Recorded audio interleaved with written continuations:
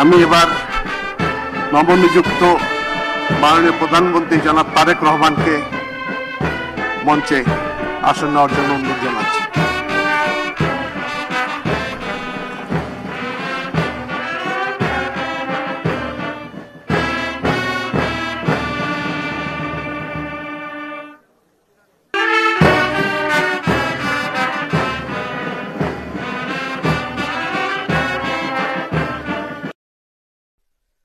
أعوذ بالله من الشيطان الرجيم. بسم الله الرحمن الرحيم.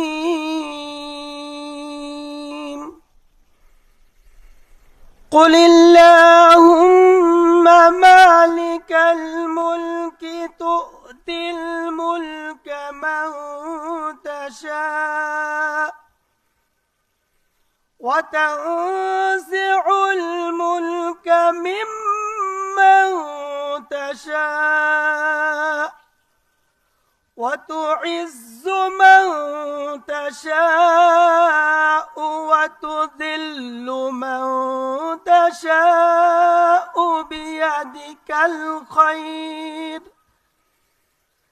إنك على كل شيء قدير. صدق الله العظيم. 12 ফেব্রুয়ারি 2026 তারিখে অনুষ্ঠিত ত্রয়োদশ জাতীয় সংসদ নির্বাচনের ফলাফলের ভিত্তিতে গণপ্রজাতন্ত্রী বাংলাদেশের সংবিধানের 56 অনুচ্ছেদের 3 দফা অনুযায়ী রাষ্ট্রপতি ত্রয়োদশ জাতীয় সংসদের সংখ্যাগরিষ্ঠ সদস্যের আস্থাভাজন সংসদ সদস্য জনাব তারেক রহমানকে গণপ্রজাতন্ত্রী বাংলাদেশ সরকারের প্রধানমন্ত্রী পদে নিয়োগ দান করেছেন। আমি এখন নবনিযুক্ত মাননীয় প্রধানমন্ত্রী জনাব তারেক রহমানকে অনুগ্রহপূর্বক রাষ্ট্রপতি মহোদয়ের নিকট প্রধানমন্ত্রী পদের শপথ ও গোপনীয়তার শপথ গ্রহণ করার জন্য সবিনয় অনুরোধ জানাচ্ছি। নবনিযুক্ত মাননীয় প্রধানমন্ত্রীর শপথ পাঠ পরিচালনা করার জন্য রাষ্ট্রপতি মহোদয়কে বিনীত অনুরোধ জানাচ্ছি। বিসমিল্লাহির রহমানির রহিম। বিসমিল্লাহির রহমানির রহিম। আমি সশ্রদ্ধ চিত্তে তারেক রহমান সশস্ত্র চিত্রে শপথ করিতেছি যে আমি আইন অনুযায়ী সরকারের প্রধানমন্ত্রী পদের কর্তব্য বিশ্বস্ততার সহিত পালন করিব।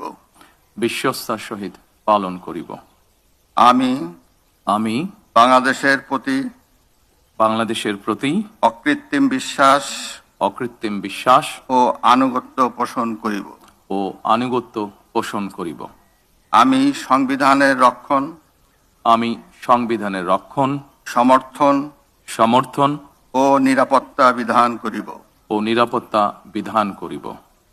আমি ভীতি বা অনুগ্রহ অনুরাগ বা বিরাগের বশবর্তী না হইয়া সকলের প্রতি আইন অনুযায়ী যথাবিহিত আচরণ করিব। এবার মাননীয় প্রধানমন্ত্রীর গোপনীয়তার শপথ পাঠ পরিচালনা করার জন্য রাষ্ট্রপতি মহোদয়কে বিনীত অনুরোধ জানাচ্ছি। আমি তারেক রহমান সশস্ত্র চিত্রে শপথ করিতেছি যে সরকারের প্রধানমন্ত্রী রূপে যে সকল বিষয় আমার বিবেচনার জন্য আনিত হইবে বা যে সকল বিষয় আমি অবগত হইব তাহা প্রধানমন্ত্রী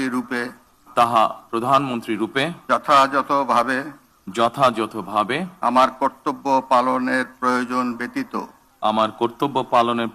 ব্যতীত প্রত্যক্ষ বা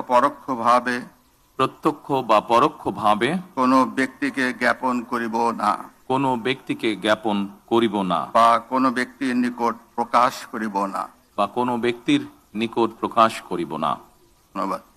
ধন্যবাদ।